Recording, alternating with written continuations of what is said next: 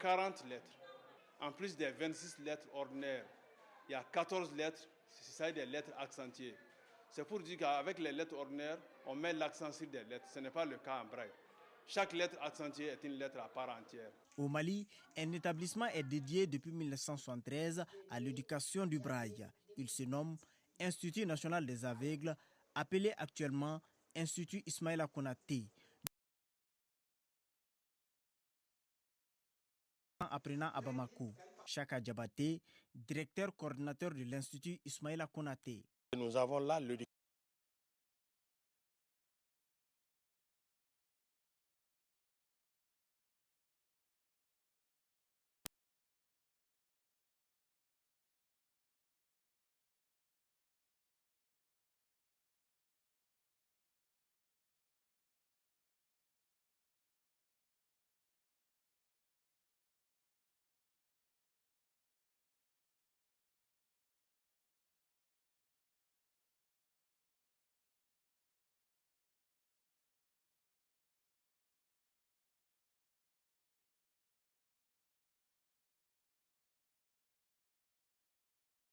Commencer à apprendre le braille, il n'y a aucune différence entre moi et les autres. Contrairement à Abdul Bakou Ali Maïga, Mohamed Sabé est non-voyant. Depuis le jardin, il est encadré dans cet établissement. Il est actuellement en classe de 9e. Mohamed Sabé, élève. Je pense que l'écriture braille, c'est vraiment très important. Ça aide les enfants qui n'ont pas la chance, qui ne voient pas correctement, de pouvoir lire et écrire comme tout le monde. Donc d'apprendre aussi et de s'instruire. Le monde célèbre chaque 4 janvier la journée dédiée à l'écriture braille, tout un symbole pour l'Union malienne des aveugles. Adji Bari, président de l'Union malienne des aveugles. Ça marque la compétence de la personne aveugle. Ça permet de comprendre qu'à travers cette écriture qui est là, qui est inventée pour une personne aveugle, cette personne peut être utile pour son pays. Donc c'est une grande chose pour les personnes handicapées visuelles, puisque c'est la base de leur éducation, de leur scolarisation. Écriture de combinaison de 6 points, le braille a connu une avancée remarquable, notamment avec l'avènement du braille informatique, une innovation qui permet aux déficients visuels de pouvoir utiliser l'outil informatique en vue de contribuer au développement de la nation. Privé d'électricité depuis près d'un trimestre suite à une panne intervenue dans sa centrale électrique, la ville de Goundam, dans la région de Tombouctou, vient d'acquérir un groupe électrogène flambant neuf de 750 kVA offert par les plus hautes autorités de la transition. La venue de ce joyau a été saluée à la fois par les responsables de l'EDM et l'ensemble des couches de la population. Najim Baba Sissé. Les activités socio-économiques reprennent de plus belle à Goundam. Après plus d'un trimestre où la centrale électrique était complètement arrêtée pour raison de panne.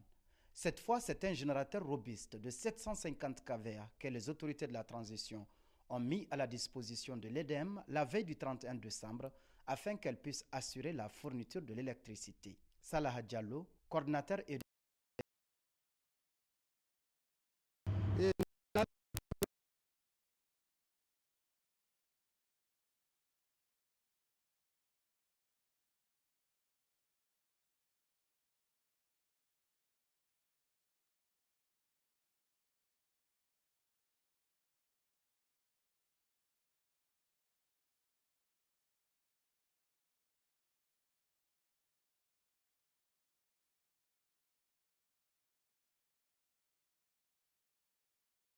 leur clientèle. Hamma Amadou Touré, chef d'atelier à Goundam. Vraiment un très grand soulagement parce que nous vivons du courant. Ça nous fait 4 mois jour pour jour que nous ne travaillons pas. On est assis seulement les bras croisés. Avec l'arrivée du courant, franchement, nous sommes très très satisfaits. Traoré Aïssata Sall, présidente CAFO local Goundam. Nous, les femmes, nous sommes très contentes d'avoir le courant avec lequel les femmes se débrouillent pour leurs activités génératrices de revenus, surtout les frigos. Boubacar Sanogo, deuxième adjoint au préfet du cercle de Goundam. Mon message à l'adresse du personnel EDM, c'est de prendre soin de ce groupe, de procéder à l'entretien et surtout de bien gérer les carburants. C'est avec ça vraiment qu'on peut faire beaucoup de temps avec le groupe. Les responsables de la structure EDM ont pris l'engagement devant l'autorité de faire bon usage de ces joyaux pour le bien-être des populations. De retour de Goundam, Najim Baba Sissé, Mauloud Tandina pour l'ORTM. Je vous l'annonçais tout à l'heure dans les titres. Le Mali est dans la 4e République depuis le 22 juillet 2023, date à laquelle le président de la transition, le colonel Assimi Goïta, a promulgué la nouvelle constitution adoptée par référendum le 18 juin dernier avec plus de 96% des voix pour et 3% contre. Chaka Konaté revient sur le processus qui a abouti à la rédaction et l'adoption de la nouvelle loi fondamentale qui remplace celle de février 1992. C'est par le décret 0401 que le président de la transition, colonel Assimi Goïta, promulgue le 22 juillet 2023 la nouvelle constitution du Mali, une promulgation qui consacre l'avènement de la 4e République. Colonel Assimi Goïta, président de la transition. L'acte de promulgation de la constitution que je viens d'effectuer ouvre ainsi la voie à la naissance de la 4e République du Mali. Aujourd'hui, le Mali peut sereinement envisager son avenir politique en mettant en place les institutions qui auront la lourde responsabilité de faire ses premiers pas à la toute nouvelle République. Toutefois, nul ne doit se tromper, car avec la rédaction de cette constitution, il ne s'agissait point de renier l'histoire politique et institutionnelle de notre pays. Il était plutôt question, par un saut qualitatif, d'atteindre les objectifs de refondation formulés par les Maliennes et les Maliens au cours des assises nationales de la refondation. Le peuple malien, nourri à la source de son passé et de sa riche culture multiséculaire, continuera à assumer son destin avec la même détermination et la même conscience historique. C'est en cela que nous nous rendrons dignes de nos illustres devanciers, dont nous avons la responsabilité de transmettre l'héritage qui nous rend si particulier à la future génération, afin que l'âme malienne, faite de dignité et de sens de responsabilité, se perpétue à travers le temps. Cette promulgation intervient au lendemain de la proclamation par la Cour constitutionnelle des résultats définitifs du référendum du 18 juin organisé par l'autorité de gestion des élections EGE, une nouvelle structure issue des réformes institutionnelles et politiques. Les électeurs ont départagé le camp du oui et celui du non en se prononçant en faveur de la nouvelle loi fondamentale. 96,91% d'entre eux ont voté pour et 3,09% contre. C'est l'aboutissement de l'une des revendications de la classe politique qui demandait la révision de la Constitution de février 1992, adoptée dans l'euphorie des événements de mars 1991. Les 3 tentatives de révision initiées par les présidents Alpha Oumar Konaré, Amadou Toumani Touré et Ibrahim Boubacar Keïta ont toutes échoué. La 4e tentative, initiée par les autorités de la transition rectifiée, a été la bonne. Le processus est déclenché lors des assises nationales de la refondation qui, en décembre 2021, recommandent la rédaction et l'adoption d'une nouvelle constitution. Ainsi, un décret du président de la transition crée le 10 juin 2022 la commission de rédaction de la nouvelle constitution.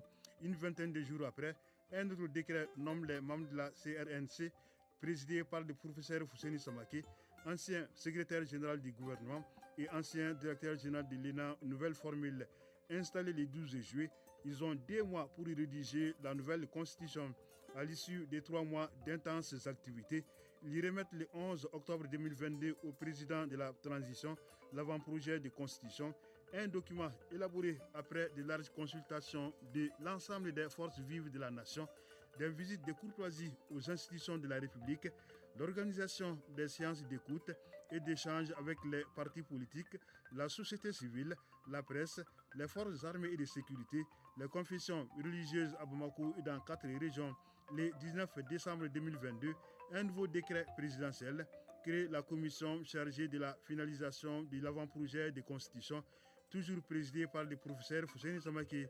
Elle remet le 27 février 2023 au président de la transition la version finale de la loi fondamentale qui sera adoptée par le référendum 4 mois plus tard et depuis, la 4e République est en marche.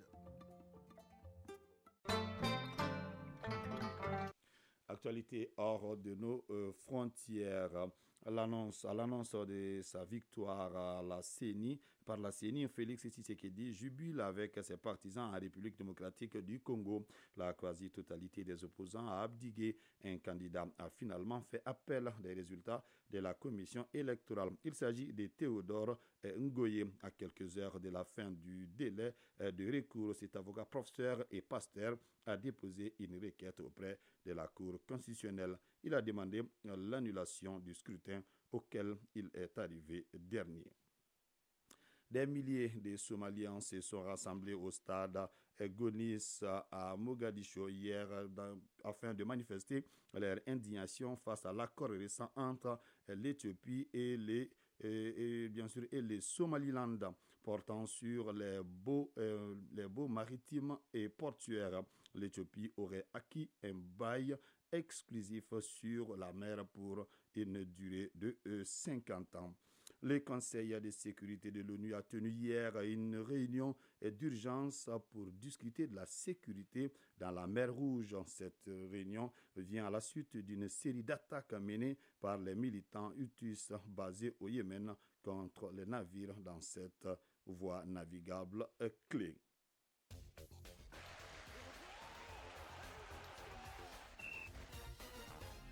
7h passées de 16 minutes à présent, la page sport, la Coupe d'Afrique des Nations, c'est dans 9 jours et cette page est essentiellement consacrée à cette CAN Côte d'Ivoire 2023. Dans cette page, nous ferons un focus sur le stade Amadou Gon Coulibaly de Korogo. Les Aigles du Mali évolueront là-bas dans le groupe E. Abdul Karim Kaba. CAN Côte d'Ivoire 2023, le sélectionneur national des Aigles du Mali, Eric Sekouchel, a animé hier une conférence de presse, cela après la publication de la liste des Aigles pour la CAN. Le choix, le contexte et les stratégies ont été les points abordés. Cette liste des Aigles est composée d'anciens et de nouveaux joueurs. On en sait plus avec Sragatou Sissi. 27 aigles est répartis comme suit. 3 gardiens de but, 7 défenseurs, 9 milieux de terrain et 8 attaquants. C'est le choix établi par le sélectionneur Eric Sekouchel pour aller défendre le drapeau national à la CAN en Côte d'Ivoire. Les cadres, Hamari Traoré, Djigui Diarra, Lassana Coulibaly, 4 CAN dans les jambes, Yves Bissouma, Falaye Sako, Djadje Samasekou, 3 CAN au compteur seront au rendez-vous. À ces noyaux vont s'ajouter 11 joueurs découvrant la CAN pour la première fois, parmi lesquels Boubacar Traoré de Wolverhampton et Youssafa Niakate de Baniyas aux Émirats Arabes Unis. Boubacar Traoré, milieu de terrain des Aigles du Mali. Je suis très content d'être appelé. C'est une fierté pour moi et je ferai tout pour me battre et pour faire plus. Youssafa Niakate, attaquant des Aigles du Mali. C'est un honneur et une fierté pour moi d'être sélectionné pour jouer cette CAN.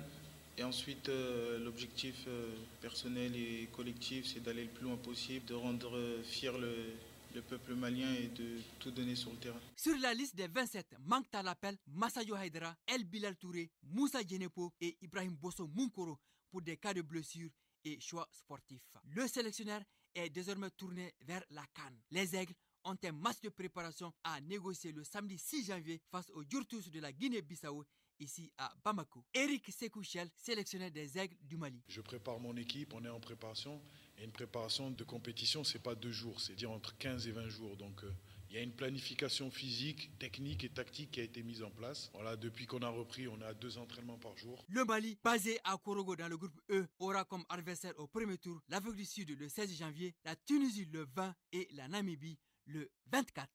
Justement, cette liste des Aigles du Mali pour la CAN Côte d'Ivoire 2023 était très attendue par le public, notamment les journalistes sportifs et les supporters de l'équipe nationale du Mali. Notre équipe de reportage dirigée par Aridou Matina est allée voir certains journalistes sportifs, consultants et supporters. Ceux-ci trouvent convenable la liste concoctée par le sélectionneur national Eric Sekouchel, malgré quelques absences notoires, surtout pour cause de blessures. Ils sont 27 joueurs retenus par le sélectionneur national pour la phase finale de la 34e Coupe d'Afrique des Nations prévue en Côte d'Ivoire. Certes, dans cette liste, il y a l'absence de certains cadres pour raison de blessures et de questions de choix, mais globalement, on retrouve l'ossature. Les ténors sont présents, entre autres, Djigui Diarra, Hamari Traoré, Bokar Kiki Kouyaté, Amadou Haïdara, Yves Bissouma, Alou Dieng et Kamuru Doumbia.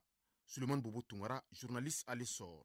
Et c'est une liste qui répond aux attentes du public parce qu'à quelques exceptions près, tous les joueurs qui devaient être appelés sont là. Une liste est toujours discutable. Baba Sissouma, directeur de publication du journal Match. Tout le monde est là, de la défense à l'attaque en passant par le milieu de terrain, tous sont là. Toutefois, c'est pas bon de parler des absents, mais il faut quand même signaler que des cadres manquent à l'appel pour raison de blessures surtout. Amadjar Traoré, consultant sportif. Je pense que les 27 qui ont été retenus seront vraiment à la hauteur par rapport à son chemin tactique, par rapport à tout ce qu'il veut mettre en place comme intensité dans le jeu, comme gegenpressing. Les supporters, autrement dit le 12e homme, trouvent la liste convenable et ne ménagent aucun effort à soutenir les Aigles. Chekne Demba, premier vice-président de l'UNASAM. Il a pris des joueurs qui vont, Inch'Allah, nous amener la satisfaction la plus totale. Ils vont faire notre affaire. Parce qu'aujourd'hui, l'équipe est très engagée. Techniquement, ils sont top. Donc, étant un bon supporter, il faut accompagner son équipe. Même s'il y a certains joueurs qui seront à leur 3e CAN, comme Yves Bissouma, et d'autres à leur 2e Coupe d'Afrique, cependant, quelques appréhensions subsistent, surtout au niveau du bastion offensif. Suleiman Bobo Tungara, journaliste à l'essor. En attaque, quand même, j'ai des appréhensions. On remarque qu'il n'y a que Moussa et Lassine Sinayogo qui ont un peu d'expérience. Il y a même un novice là-dedans, Cyrine Doucouré. Et quand on regarde un peu leur ratio, je me suis amusé à voir le nombre de buts que ces attaquants-là, ces 7 attaquants ont marqué en équipe nationale. Mais ça ne fait que 11. Et moi, je ne considère pas le Mali comme favori. Baba Sissouma, directeur de publication du journal Match. Je crois qu'on a au moins 11, minimum 11 joueurs qui vont aller à leur toute première CAN. C'est là où je m'inquiète au niveau de la ligne d'attaque où pratiquement sur les 8 joueurs, 5 à 6 joueurs vont jouer leur toute première CAN. L'inexpérience est là pour dire que le Mali, en tout cas pour moi, n'est pas favori de cette compétition. Le Mali peut remporter le trophée, mais il n'est pas favori. Le sélectionneur national, avant d'établir sa liste définitive, s'est appuyé sur certains critères en vue d'amener la meilleure équipe possible à la CAN.